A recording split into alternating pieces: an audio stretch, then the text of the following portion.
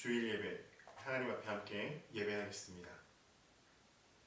하나님은 영이시니 예배하는 자가 영과 진리로 예배할지니라. 아멘.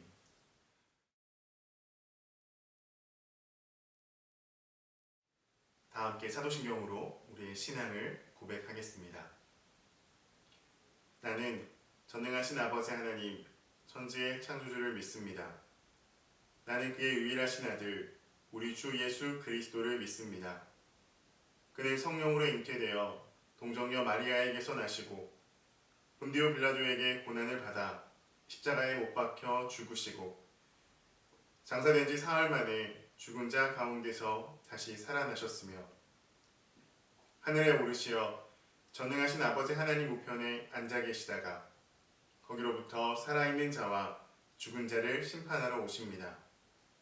나는 성령을 믿으며 거룩한 공교회와 성도의 교제와 죄를 용서받는 것과 몸의 부활과 영생을 믿습니다. 아멘.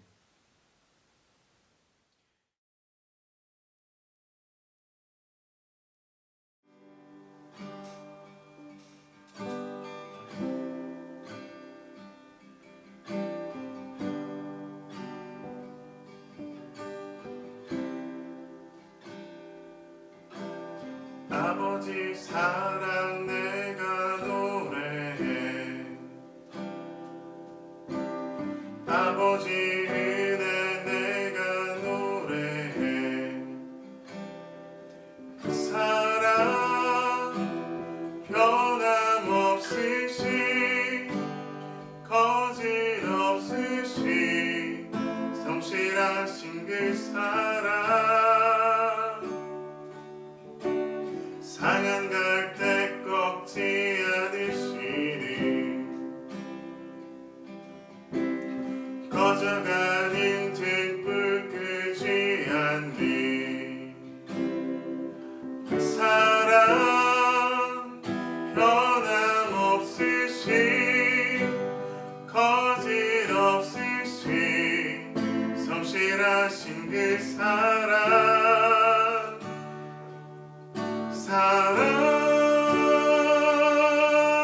그 사랑 날 위해 죽으신 날 위해 다시 사신 예수 그리스도 다시 오실 그 사랑 죽음도 생명도 천사도 하늘의 어떤 권세도 끊을 수 영원한 그 사랑 예수. 우리 한 번 더 아버지 사랑 아버지 사랑 내가 노래해 아버지 은혜 내가 노래해 그 사랑 변함없으시 거짓없으시 성실하신 그 사랑 상한 갈대 꺾지 않으시니 꺼져가는 등불 끄지 않는 그 사랑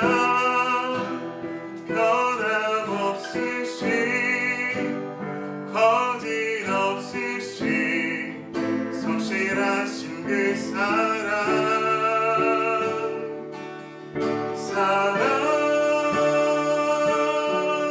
그 사랑 날 위해 죽으신 날 위해 다시 사신 예수 그리스도 다시 오실 그 사랑 죽음도 생명도 천사도 하늘의 어떤 권세도 끊을 수 없는 영원한 그 사랑 예수 그 사랑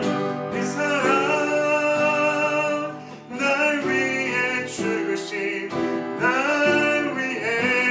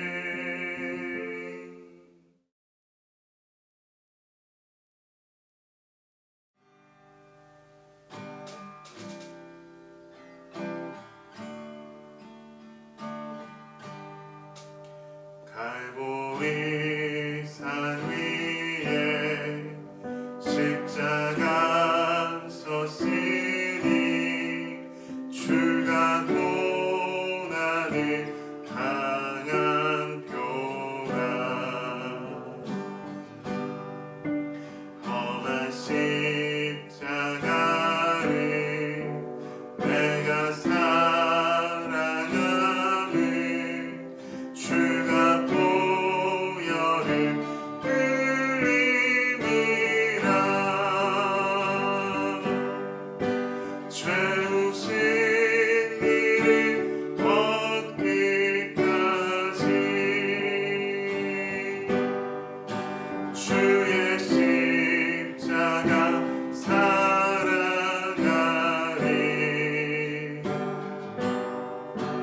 빛난 멸류관 닿기까지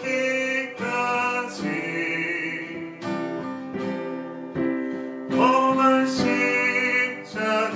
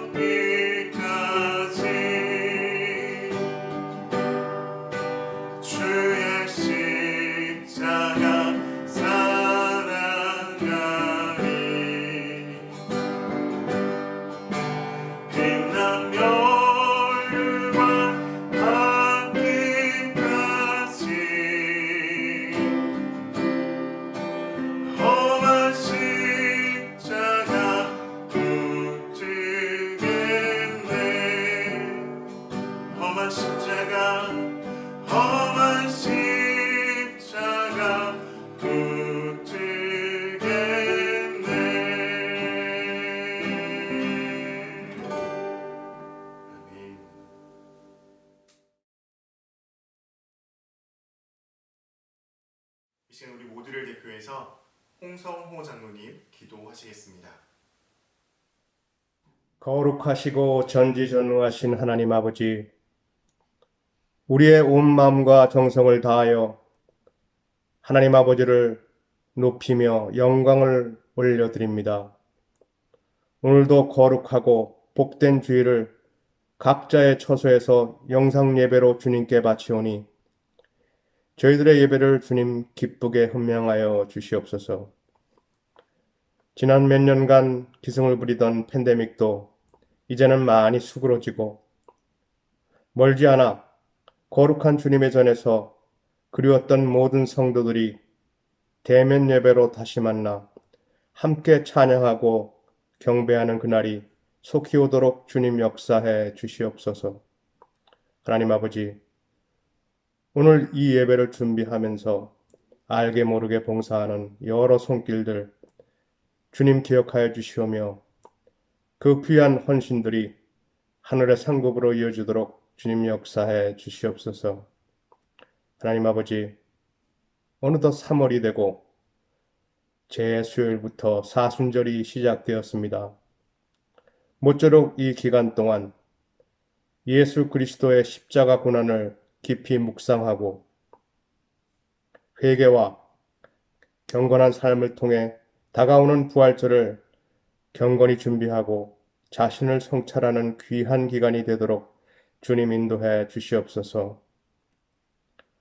주님 감고하옵기는 저희 교회 새로운 담임 목사로 송기정 목사를 청빙하고 지금 그 수속이 진행되고 있사오니 그 모든 과정이 속히 순탄하고 원만히 잘 이루어지도록 주님 역사해 주시옵소서. 이제 하나님 말씀 대언하시는 송기정 목사님 영육간에 강건케 해주시오며 성령님 굳게 붙들어 주시옵소서. 예배의 시종을 주님 친히 주장하여 주시오며 이 모든 말씀 살아계신 주 예수 그리스도 이름으로 감사하며 기도드렸습니다. 아멘.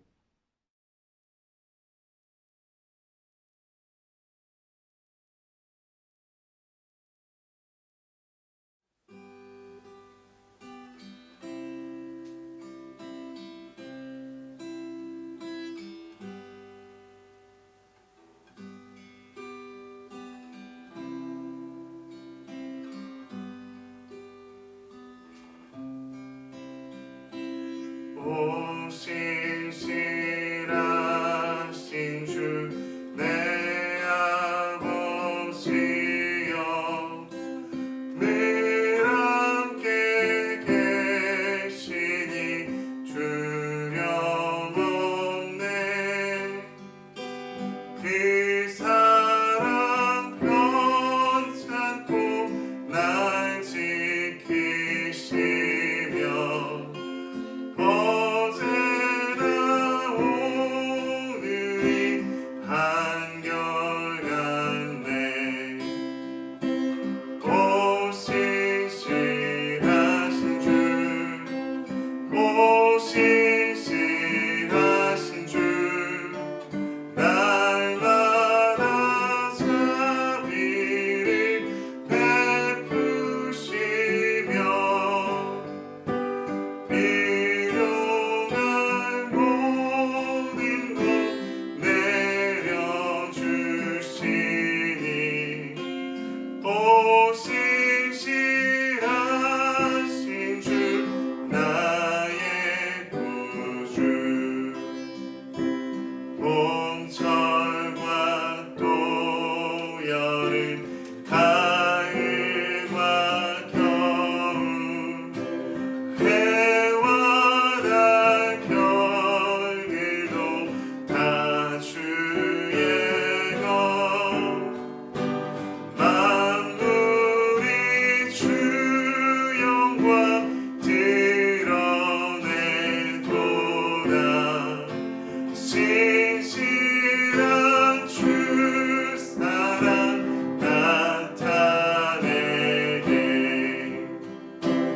오 신실하신 주 오 신실하신 주 날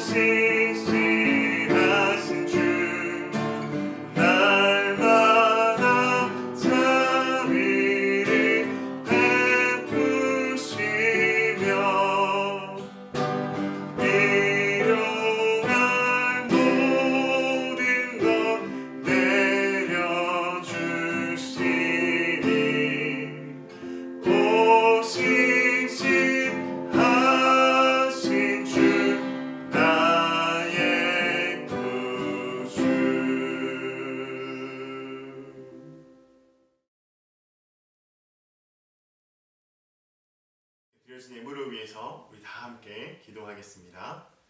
하나님 감사합니다. 오늘도 주 앞에 예배자의 마음으로 하나님을 바라보며 믿음으로 서 있는 주의 백성들마다 하나님의 영광과 하나님의 자비하심과 하나님의 긍휼과 은혜가 그 삶과 그의 모든 터전 위에 가득 임하도록 하나님 함께하여 주옵소서. 특별히 예배하며 아버지 앞에 주님 주신 것에 감사하며 구별하여 예물을 드립니다. 하나님의 것임을 인정하고 주께서 허락하셨기에 우리가 쓸 수 있음을 고백하며 주 앞에 구별하여 드리는 이 예물을 주님 받으시옵소서. 하나님의 나라와 하나님의 영광과 주의 비전과 주의 놀라우신 역사하심을 위해 거룩하고 존귀하게 그리고 온전하게 쓰여지는 귀한 예물 될 수 있도록 주께서 친히 기름 부어주시고 하나님 이 예물을 드린 손길마다 주께서 주시는 복으로 가득하게 하셔서 강건하게 하시고 온전케 하시며 하나님 그의 삶이 주 앞에서 그리고 많은 사람들 앞에서 온전하여 하나님의 뜻을 드러내고 하나님의 영광을 나타내는 귀한 복의 통로가 될 수 있도록 하나님 함께하여 주옵소서. 특별히 하나님 육신에 연약한 자가 있습니다. 마음의 고통 가운데 있는 자가 있습니다. 주께서 위로해 주십시오. 하나님께서 친히 다가가셔서 하나님 그 몸에 안수하여 주시고 치료하시며 하나님의 놀라우신 은혜로 함께 하셔서 회복하고 정말 강건함으로 주를 더 가까이 하는 믿음의 삶이 될 수 있도록 기름 부어 주시옵소서. 오직 우리의 삶의 주인 되시며 우리의 왕이시며 우리의 전부가 되시는 하나님의 이름을 찬양합니다. 주님 홀로 높임 받으시옵소서. 우리 모든 예배를 흠양하실 주님의 이름을 높여드리고 감사드리며 살아계신 예수 그리스도 이름으로 기도합니다. 아멘.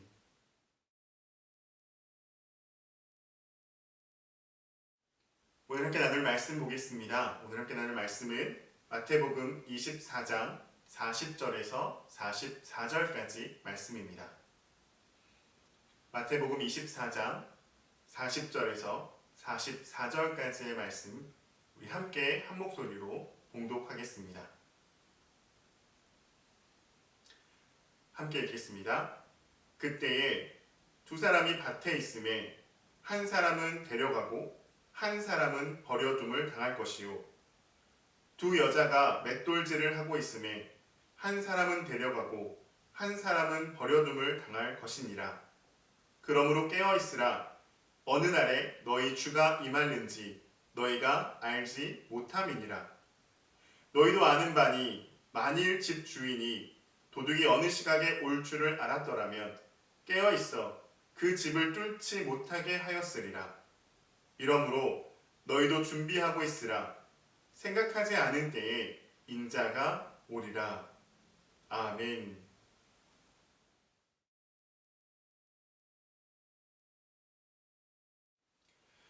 오늘 마태복음 24장 40절에서 44절까지의 말씀으로 준비하고 있으라 라고 하는 제목으로 하나님 말씀 함께 나누겠습니다.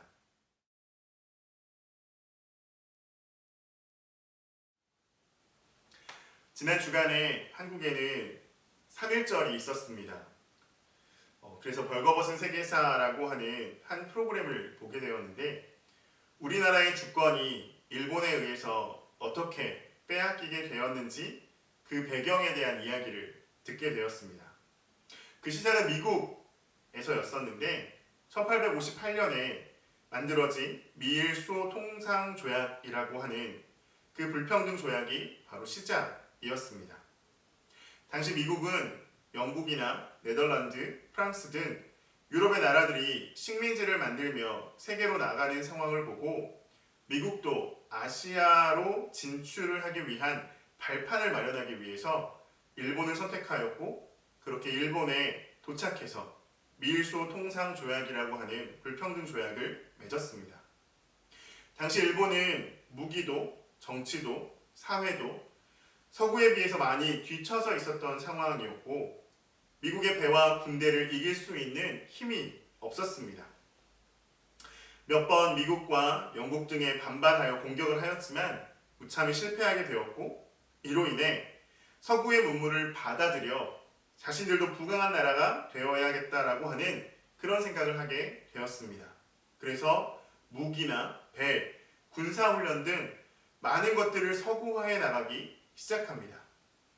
그렇게 힘을 키운 일본은 이제 본인들도 미국이 자신들에게 했던 것처럼 대륙으로 진출하기 위해 먼저는 대만을 공격을 합니다. 그리고 후에 우리나라 조선 땅 강화도에 발을 딛게 되고, 조선은 아직도 서구의 문물에 대해서 문을 열지 않았던 시기였기에 아무런 발달이 되어 있지 못해서 일본의 발달된 무기 앞에서는 패배할 수밖에 없었습니다. 그렇게 되어 결국 강화도에서 조선은 일본과 불평등 조약, 강화도 조약을 맺게 되었던 것입니다. 그렇게 조선의 주권이 그 일본에게 넘어가게 되는 배경이 된 것이죠. 성경에 나와 있는 모세의 이야기를 잠깐 해보려고 합니다. 모세는 당시 애굽이라는 거대한 나라에 노예와 같은 이스라엘의 한 사람으로 태어났습니다. 그는 남자아이였기에 애굽의 왕이 이스라엘 백성들이 너무 많아지는 것에 대한 두려움으로, 왜냐하면 다른 외부의 나라들이 혹시라도 애굽을 침공해 왔을 때, 침략해 올 때 이 이스라엘이 그 외국 나라와 힘을 합쳐서 애굽을 침략할 수 있기 때문에 두려운 마음이 있었습니다. 그만큼 많은 숫자였던 것이죠. 그래서 애굽의 왕은 그 이스라엘 백성들 가운데 남자아이로 태어난 아이들을 모두 죽이라고 하는 명령을 했습니다. 이때 당시 태어난 아이가 바로 모세였고요. 그의 어머니가 봤을 때는 모세는 너무나 아리따운 아이, 너무나 멋있는 아이였습니다. 그 아이를 죽게 내버려둘 수는 없었던 것이죠. 그래서 바구니를 만들어서 그 아이를 태우고 나일강가에 그를 띄웁니다. 하나님의 놀라운 은혜로 모세는 왕의 딸에게 건짐을 받게 되었고, 그는 애굽의 왕자로 교육을 받게 됩니다. 애굽의 왕실은 만 4살이 되면 교육을 시작하는데 약 12년간 아주 많은 교육들을 합니다. 예를 들면 읽기, 쓰기, 계산하기, 문자 등을 배우고, 이제 나이가 점점 올라가면 그 당시 사용되었던 언어들, 그들의 애굽의 언어뿐만 아니라 가나안의 언어 등 많은 언어들을 배웁니다. 또한 수학도 배우고 수사학도 배우고 더 깊은 학문 그리고 체육 같은 것들도 배웁니다. 전차 운전술, 궁술, 무기를 다루는 기술, 군사훈련, 정말 많은 훈련들을 오랜 시간 동안 배우게 되는 것이죠. 이유는 그 애굽의 그 큰 나라를 다스릴 수 있는 지도자로 훈련하여 준비하기 위함이었습니다. 그렇게 모세는 40년이라는 시간 동안 바로의 왕궁에서 왕자로, 지도자로 훈련을 받습니다. 그렇게 받았던 훈련이 이제는 모세의 한 번의 실수로 인해서 살인을 저지르게 된 것이죠. 그로 인해서 광야라고 하는 새로운 곳으로 이동하게 됩니다. 그 광야에서 역시 40년이라는 시간을 아주 많은 것들을 보고 배우며 훈련을 받습니다. 그리고 40년이 되었을 즈음 하나님은 모세를 가시떨기 나무 가운데서 부르십니다. 여러분이 한 가지 질문을 좀 드려보고 싶습니다. 여러분 자전거 타는 것 해보신 적 있으시죠? 여러분 혹시 어렸을 때 자전거를 탔다가 오랜 세월 동안 자전거를 안 탔습니다. 20년 넘는 시간 동안 자전거를 가까이 하지 않은 거죠. 혹시 여러분 그렇다면 자전거 타는 법을 잊어버리십니까? 여러분 이미 오래전에 자전거를 배웠지만 너무 오랫동안 타지 않았기 때문에 자전거 타는 것 잊어버리십니까? 그렇지 않습니다.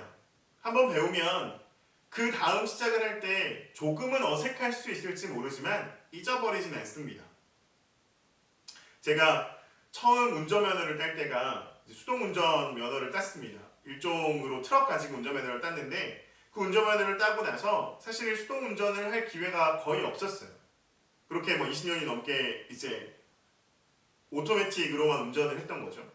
그래서 저희가 가지고 있었던 차를 이번에 정리를 하고 그 차를 정리해준 친구가 저희에게 이제 차를 빌려주게 돼서 이제 빌려준 차가 수동 차였습니다. 저에게 묻더라고요. 수동운전 괜찮냐고. 해보면 되겠지? 라고 생각을 했습니다. 너무나 재밌었던 건 그 차에 처음 앉아서 기어를 넣었을 때 저는 약간 두려움이 있었거든요. 클러치가 제대로 될까? 이 반클러치를 제대로 할 수 있을까? 근데 몸이 기억을 하더라고요. 저도 사실 놀랬습니다.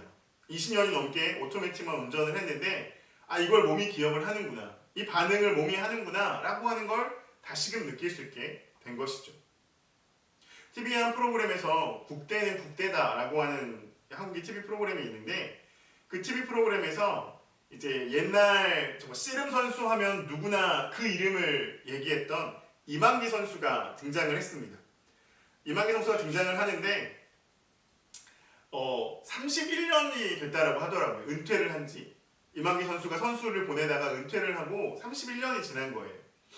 그리고 이제 다시 선수처럼 현역 선수와 이제 씨름을 하게 되는 그런 프로그램이었는데 그가 이제 현역 선수랑 씨름을 해야 되니까 실제 씨름을 하는 거니까 본인이 훈련을 하는 겁니다. 훈련을 하고 나서 인터뷰하는 내용을 보니까 본인이 이렇게 얘기를 하더라고요. 잊어버린 줄만 알았던 그때의 기억들 전혀 사용하지 않았기 때문에 당연히 잊어버린 줄 알았던 그때의 생각들이 훈련을 하다 보니까 다시 생각이 나더라 라고 하는 겁니다. 물론 육신이 이제 나이가 들어가고 정신적으로도 잘 사용하지 않았던 부분 때문에 조금은 더뎌질 수 있을지 모르지만 분명히 한 번 배운, 한 번 경험한, 한 번 익힌 것들이 완전하게 사라지지는 않는다라고 하는 것이죠. 모세도 그렇게 왕궁에서 보냈던 40년의 시간이 비록 광야에서 동일하게 40년이라고 하는 시간이 흘렀지만 그가 훈련받았던 그 지도자로서의 리더로서의 훈련은 결코 잊혀지지 않는 훈련이었다라고 하는 것이죠. 그래서 하나님은 40년을 보낸 광야에서 모세를 부르십니다. 또 한 사람을 생각해 보려고 합니다. 노아라고 하는 사람인데요. 우리 성경에 기록하고 있는 노아는 우리가 아는 것처럼 당시에 하나님 앞에 완전한 사람이라고 소개받고 있는 사람이었습니다. 그렇게 노아는 하나님과 동행하며 하나님 앞에 완전한 사람이라 불려졌던 사람인데 이 노아 앞에 하나님이 갑자기 등장하십니다. 그리고 그에게 하신 명령이 뭐였냐면 창세기 6장 22절인데요.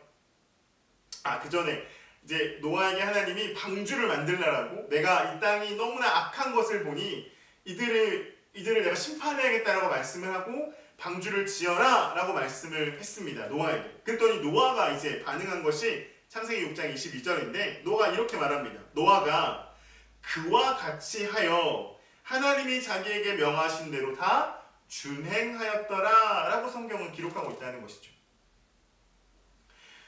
하나님은 노아에게 이 세상이 너무 악해서 내가 이 세상을 심판하겠다. 그것도 물로 심판을 하겠다. 그러니 너는 방주를 만들어라. 배를 만들어라 라고 하는 명령을 한 겁니다. 배에 들어가야 되는 나무의 종류, 배의 모양, 배의 크기, 배에 관련된 모든 것을 하나님은 노아에게 말씀하셨고 노아는 그것을 이와 같이 그대로 행했다라고 하는 것이죠. 한 가지만 생각해 볼까요? 하나님이 노아에게 홍수로 심판하겠다라고 하셨을 때 과연 내가 몇 날, 며칠, 언제 홍수를 내릴 테니까 비를 내리게 할 테니까 너는 그때까지 준비해 라고 하나님이 노아에게 말씀하셨을까요? 아니요. 하나님은 그저 노아에게 내가 심판할 테니까 너는 준비해라 라고 하는 말씀하셨습니다. 그리고 노아가 준비가 다 되었을 때 하나님은 홍수로 세상을 심판하셨던 것이죠. 어떻게 노아는 그 긴 시간 동안 얼마나 걸렸는지 알 수 없습니다. 그러나 그 긴 시간 동안 그 방주를 만들기 위해서 최선을 다할 수 있었을까? 어떻게 끝까지 그 일들을 해낼 수 있었을까? 라고 하는 것이죠. 마지막으로 신약성경에 나와 있는 열처녀 비유를 한번 생각해 보려고 합니다. 5명의 슬기로운 처녀와 5명의 어리석은 처녀에 대한 비유를 가지고 예수님 말씀하신 건데 신랑이 오는 것을 준비하고 있는 상태입니다. 중요한 건 신랑이 언제 오는지를 모른다라고 하는 것이죠. 신랑이 언제 오는지 모릅니다. 그래서 준비하고 있어야 되는 것이죠. 그 중에 5명의 슬기로운 처녀는 언제 올지 몰라서 충분한 기름을 준비를 했습니다.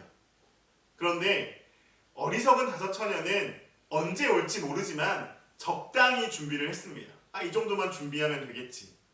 그런데 신랑이 오는 것이 더뎌지는 것이죠. 기대하는 것보다 생각했던 것보다 늦어지게 되는 겁니다. 그러다 보니 이 어리석은 5 처녀의 등의 기름이 점점점 없어져 가게 되었고 이 5 처녀는 슬기로운 5 처녀에게 기름을 좀 나눠주라라고 이야기를 합니다. 나누어줄 수가 없는 거죠. 왜냐하면 신랑이 언제 올지 모르니까요. 자기가 준비를 했다고 하지만 언제일지 모르기 때문에 나눌 수가 없었던 것입니다. 그래서 너희가 가까운 곳에 가서 그 기름을 준비하라라고 이야기를 했는데, 이 기름을 준비하려고 떠난 그 시간에 신랑이 그곳에 도착을 하게 된 것이죠. 결국 적당하게 준비했던 이 5명의 어리석은 처녀는 신랑과 함께 들어가지 못하게 되는 상황이 되어집니다. 오늘 성경은, 오늘 우리가 읽었던 마태복음은 예수님께서 그의 제자들과 수많은 사람들에게 이 세상의 마지막 때, 바로 종말의 때에 관련된 이야기를 하고 있습니다. 한번 40절과 41절을 다시 한번 보면, 그때 두 사람이 밭에 있음에 한 사람은 데려감을 당하고 한 사람은 버려둠을 당할 것이요, 두 여자가 맷돌질을 하고 있음에 한 사람은 데려감을 당하고 한 사람은 버려둠을 당할 것이니라. 여러분, 지금 여기서 말씀하고 있는 내용이 뭐냐면, 두 사람이 밭에 있고요, 두 여자가 맷돌질을 하고 있는 거예요. 어떤 상황입니까? 밭은 언제 일구는 거죠? 맷돌은 언제 하는 거죠? 낮에 하는 겁니다. 대낮이에요. 살 수 있는 시간이고요, 열심히 하는 시간입니다. 누구나 그 낮에는 자신에게 주어진 일을 열심히 하는 때인 거죠. 그런데 그렇게 열심히 일을 하고 있는 그때에 완전하게 달라진 두 사람의 결과가 있다라고 하는 겁니다. 두 사람이 똑같이 밭일을 열심히 하는데 한 사람은 데려감을, 그러나 또 한 사람은 버려둠을 당하는 겁니다. 두 사람이 힘을 합쳐서 맷돌을 돌리고 있습니다. 함께 하고 있는 거죠. 그런데 한 사람은 버려둠을 당하고요, 한 사람은 데려가 진다라고 하는 것이죠. 그리고 그 일이 언제 일어나느냐? 42절에 이렇게 얘기합니다. 그러므로 깨어있으라. 어느 날에 너희 주가 임할는지 너희가 알지 못함이니라. 한 번 더 강조하죠. 43절, 너희도 아는 바니 만일 집주인이 도둑이 어느 시간에 올 줄을 알았더라면 깨어있어 그 집을 뚫지 못하게 하였으리라. 여러분, 개인 주택이 있으시죠? 만약에 누군가가 여러분에게 미리 선전포고를 하는 겁니다. 내가 며칠 몇 시에 너희 집에 도둑질하러 들어갈 거야. 그럼 여러분 어떻게 하시겠습니까? 당연히 준비를 하고 있겠죠. 도둑이 먼저 집에 들어올 거라고 이야기를 했으니까 도둑이 들어오는 것을 막으려고 준비를 할 겁니다. 그런데요, 어느 도둑도 내가 그 시간에 들어갈 거라고 이야기하지 않습니다. 왜요? 몰래 들어가야 되거든요. 언제 도둑질을 해야 되는지 가르쳐주면 본인이 잡히는데 절대 할 수가 없는 거죠. 예수님의 오심을 지금 예수님은 이렇게 비유로 말씀하고 있는 겁니다. 도둑이 마치 그 집을 찾아오는 것처럼 아무도 모르는 시간에, 아무도 모르는 때에 도둑처럼 임한다라고 말씀하고 있는 것이죠. 그럼 우리는 어떻게 해야 될까? 오늘 여기 성경이 말하고 있는 것처럼 깨어 있어야 합니다. 그리고 또 하나, 마지막 44절에 이야기하는 것처럼 이러므로 너희도 준비하고 있으라. 생각하지 않은 때에 인자가 오리라 라고 말씀하는 것이죠. 준비해야 된다는 겁니다. 언제 올지 모르니까 깨어 있어야 된다는 겁니다. 언제 임할지 모르니까. 그러면 무엇을 준비해야 하는가? 우리가 준비해야 되는 건 뭔가? 분명히 성경에서 준비해야 된다라고 하는 걸 강조하여서 말씀하고 있는데, 그럼 무엇을 준비해야 하는가라고 하는 겁니다. 저는 이 준비한다라고 하는 이 표현을 두 가지의 측면에서 여러분과 함께 이야기하고 싶습니다. 그 첫 번째는 말 그대로 주님이 오시는 그날입니다. 우리 예수님이 다시 오시는 그날인데, 여러분 한번 생각해 볼게요. 신약시대에, 아니 구약에서 예수님, 특별히 메시아라고 하는 표현으로 이 땅에 오실 메시아, 예수 그리스도를 정말 많이 성경에서는 언급을 했습니다. 그리고 이스라엘 백성들은 정말로 메시아가 올 거라고 하는 것, 구원자가 자신들에게 올 거라고 하는 것에 대한 기대감과 소망감이 있었어요. 예수님 오셨습니다. 진짜로 인간의 몸을 입고 이 땅에 예수님 오셨어요. 그리고 본인이 하나님의 아들이라고, 메시아라고 밝혀 보이세요. 그런데 이스라엘 백성들 어떻게 하죠? 믿지 않아요. 아니, 믿지 않는 것뿐만 아니라 결국에는 예수 그리스도를 십자가에 못 박습니다. 그토록 성경에서 말하고 있었던 메시아, 그토록 그들이 기다리고 소망하던 메시아인데 결국에는 그 메시아를 십자가에 못 박았다라고 하는 것이죠. 어떻게 이런 일이 가능할까요?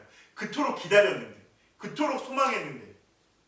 왜냐하면 그들은 말씀을 그대로 해서 믿은 것이 아니라 자기의 나름대로의 해석을 가지고 말씀을 사용했다는 겁니다. 분명히 성경에 메시아가 오는데 그 메시아가 구원자로 온다고 했는데 그들이 생각한 구원자는 지금 현재 자신이 처해 있는 이 상황들을 해결해줄, 이 상황들을 깨트려줄 그런 메시아였던 거죠. 그러나 예수님은 전혀 자신들의 상황을 깨트려주지 않는 거예요. 전혀 그 로마의 압제 가운데서 구원하려고 하는 마음이 없어요. 그러니 그들이 보기에 메시아답지 못한 것이죠. 그래서 예수님을 십자가에 못 박았던 겁니다. 여러분, 분명히 십자가에 달려 죽으신 예수님은 부활하셨고요. 3일 만에 부활하셨고 그 다음에 승천하셨습니다. 그리고 그 승천하신 예수님은 분명하게 우리에게 말씀하셨어요. 다시 오겠다라고. 여러분, 다시 오실 예수님 여러분 믿으십니까?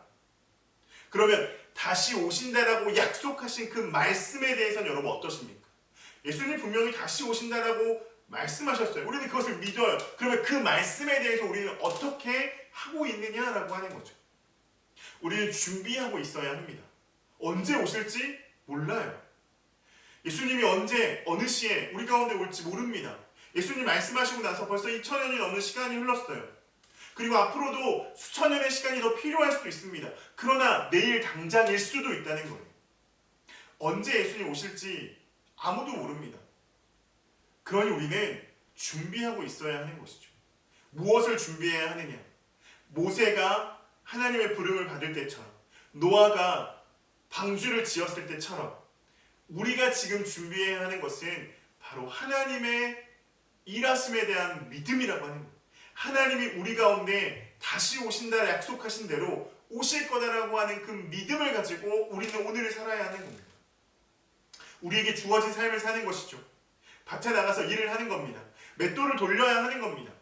그러나 그 가운데 하나님이 분명히 다시 오시겠다라고 말씀하신 약속을 믿음으로 고백하며 사는 삶이 되어야 한다는 겁니다. 언제든지 다시 오실 주님을 맞이할 준비가 되어 있어야 한다는 것이죠. 믿음의 준비입니다.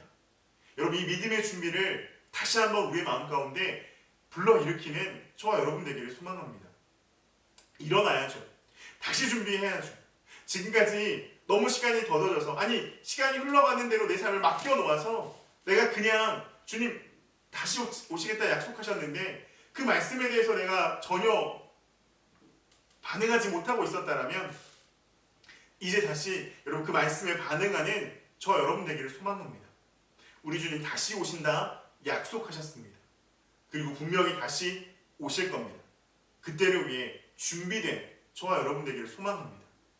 그런가 하면 또 하나, 두 번째 측면은 무엇이냐면 주님이 다시 오실 날에 대한 준비도 있지만 우리가 주님을 만나러 가는 날에 대한 준비 또한 해야 된다는 겁니다.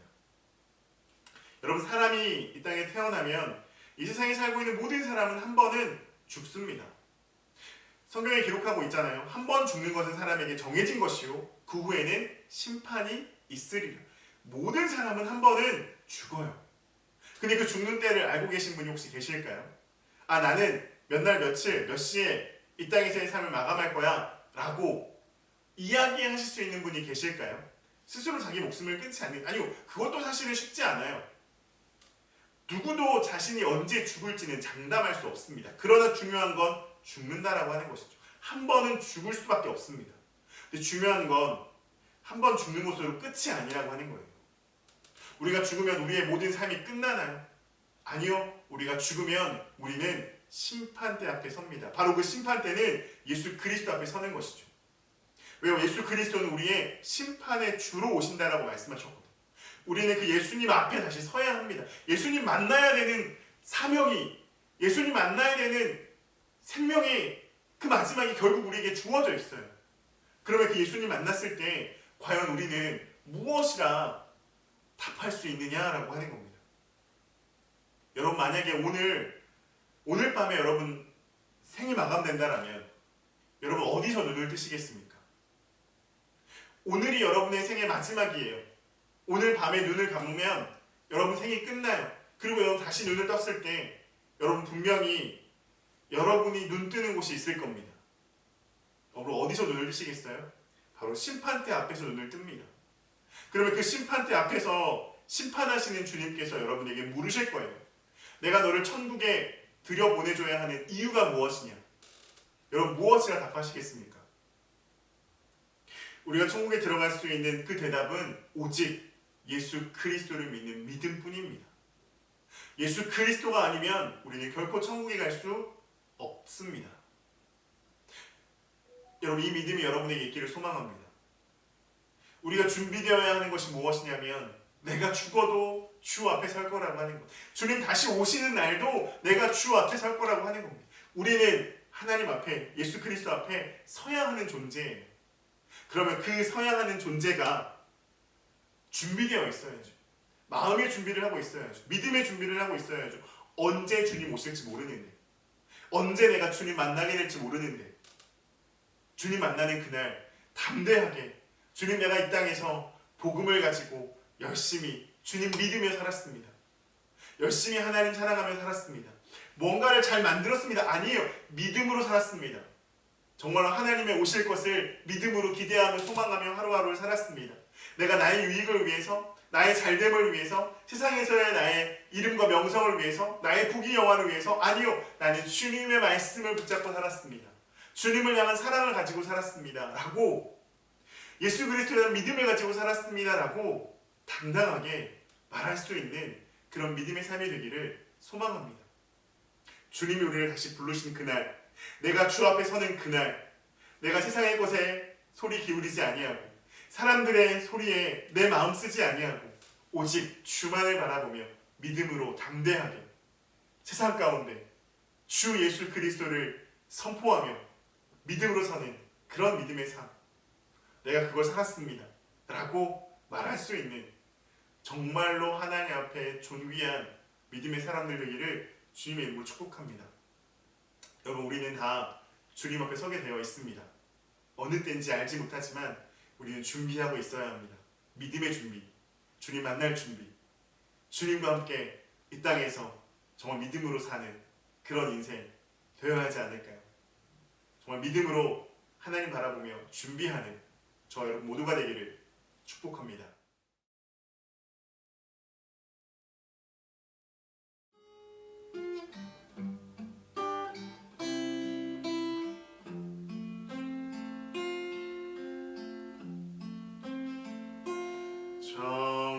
정결한 마음 주시옵소서. 오 주님, 정직한 영을 새롭게 하소서. 정결한 마음, 정결한 마음 주시옵소서. 오 주님, 정직한 영을 새롭게 하소서.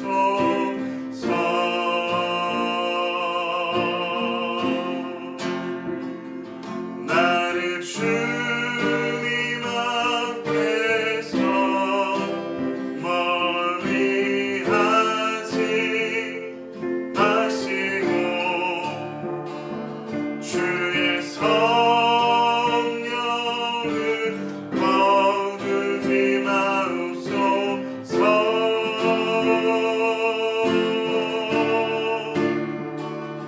그 구원의 기쁨 다시 회복시키시고 변치 않는 맘 내 안에 주소서. 나를 주님 앞에서, 나를 주님 앞에서 멀리 하지 마시고 주의 성령을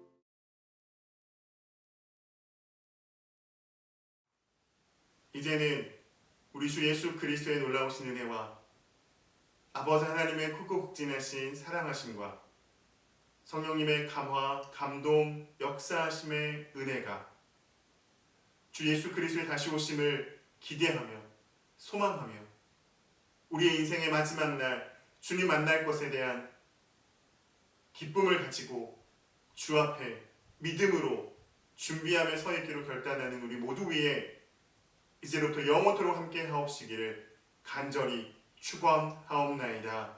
아멘.